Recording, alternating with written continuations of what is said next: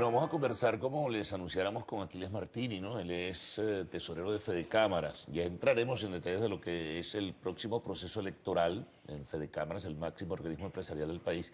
Pero hablando del sector privado, Aquiles, ¿no? A mí me gustaría preguntarte, porque se manejan diferentes códigos, ¿no? Unos códigos que maneja la empresa privada, la representación gremial, y otros códigos que maneja el gobierno y lleva a algunas reuniones, a algunas personas, en fin, y destaca que esas personas que están allí son la verdadera representación del sector privado. Esto confunde de alguna manera porque se juega entre el escenario político y el escenario económico. Al final de cuentas, ¿quién representa de verdad al sector privado? Primero, muchas gracias, Carlos. Un saludo para todos los televidentes. El sector privado es el sector privado, así de sencillo. Lo que no es gobierno, el sector privado son una cantidad de empresarios, de venezolanos que sin necesidad de ser parte del gobierno son los que producen bienes y servicios suficientes para que, o en teoría, de que deberían ser suficientes para el sustento del país, de las necesidades del país. La realidad es que en Venezuela el gran concentrador de todas las riquezas en teoría es el gobierno, que no son riquezas del gobierno, son riquezas de los venezolanos, de los ciudadanos venezolanos. Entonces, no tiene nada de malo en una situación normal de que hayan empresarios que contraten con el gobierno. Por Dios santo, si el gobierno es el mayor contratista del país. Existido, ¿no? Toda la vida ha existido, eso no tiene nada de malo. Lo que tiene de malo es que para tú poder surgir tengas que contratar con el gobierno. Lo que tiene de malo es que tú para poder tener acceso a las oportunidades que te pudiera brindar un cambio preferencial, unos beneficios de algún tipo arancelarios o cualquier otra cosa, tengas que cantar y decir lo que el gobierno tenga que cantar y decir, cuando la realidad es otra. La realidad tú la ves, el país está altamente convulsionado con los problemas de escasez, lo vemos en las panaderías y lo vemos en todos los rubros. Todos los días. Ahí tienes la Venezuela potencia, este encuentro donde sí habían algunos empresarios privados, sin duda alguna, pero por supuesto que tienen que existir. Y se habla de una Venezuela Pero potencia. un nivel de expectativa, ya que mencionas eso de expectativas, yo le hice algún seguimiento, ¿no? Pero Venezuela potencia, o sea, ¿hasta cuándo el discurso y no la realidad? Bueno, porque el gobierno lo único que le queda es circo. Yo lo dije el otro día, en Venezuela había pan y circo. El pan lo acabaron y el circo ya ni los payasos dan risa. Esa es la verdad. En Venezuela lo que le queda hoy en día es esta cháchara del gobierno porque vemos que somos una potencia, bueno, pero con el cuento de que somos tenemos una las mayores potencia reservas de petróleo del mundo. ¡Epa! Hay que hacer un inciso, una Así aclaratoria de mayor reserva de petróleo del mundo de crudos pesados y extrapesados. Así es. Entonces no es que es la mayor de todo. Somos una superpotencia por un lado, pero por el otro lado somos capaces de por fin entender que hay una crisis de salud en el país. ¿Cuántos muertos ha costado? ¿Cuánta desidia ha costado para que el gobierno reconociera de que aquí en Venezuela tenemos un problema importante de salud, tenemos un problema importante de alimentos? A Naciones Unidas se hizo la solicitud. Es lo que el problema es que ahora lo manejen los CLAP, los medicamentos que lleguen. Ese es otra vez el cuento. El gobierno hoy en día no solo decide qué se produce, sino que decide cómo se comercializa y ya está decidiendo lo que comen los venezolanos, cuando la realidad debería ser que cada quien coma lo que le provoca comer y que hayan bienes y servicios, no solo hechos en Venezuela, que sería el ideal, pero también tiene que haber importado. Fíjate tú el caso del trigo, nosotros no producimos trigo.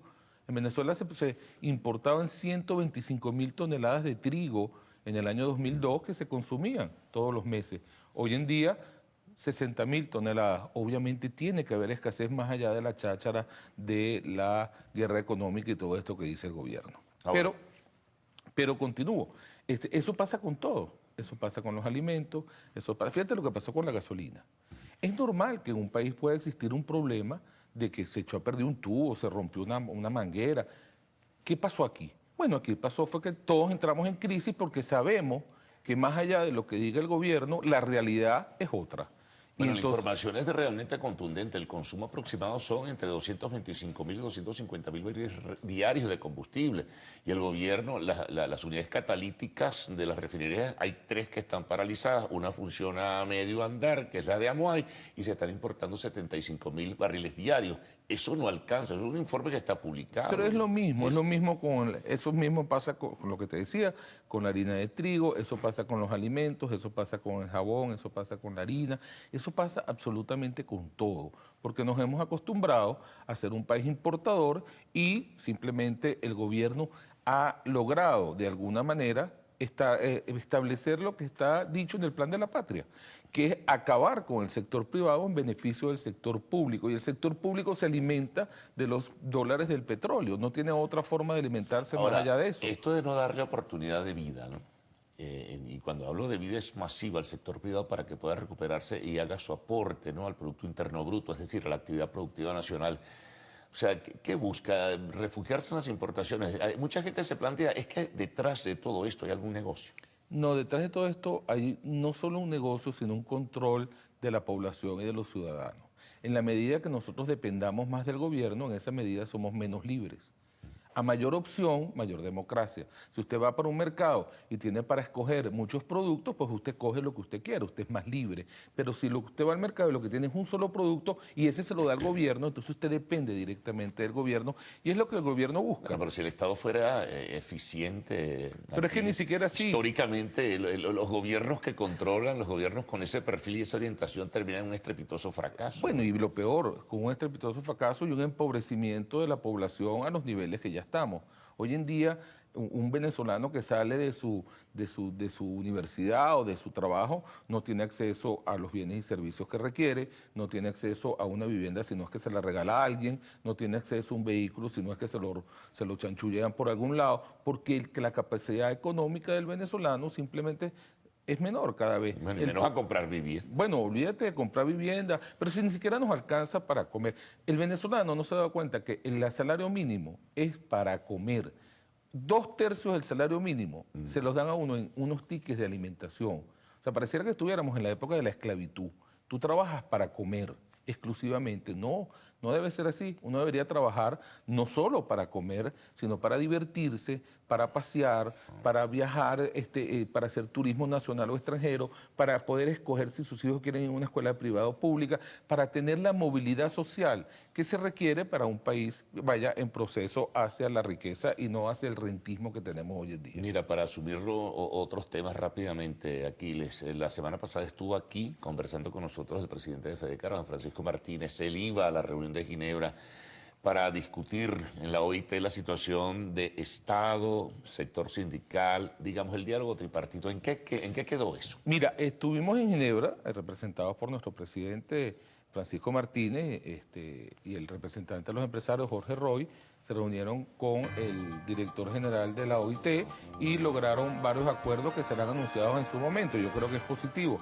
Sigue habiendo una cantidad de propuestas por parte del empresariado venezolano, de los trabajadores, que el gobierno lamentablemente no ha cumplido. Pero bueno, en el marco de las obligaciones de la OIT tienen que cumplirlas y ya veremos qué va pasando. Y cerramos, ¿y el proceso electoral de FEDECámaras cuándo son las elecciones para escoger al nuevo directorio? Sí, bueno, el proceso de FEDECámaras es el 17 de julio, tenemos la asamblea en Maracaibo, ahí se van a escoger los nuevos representantes del comité ejecutivo.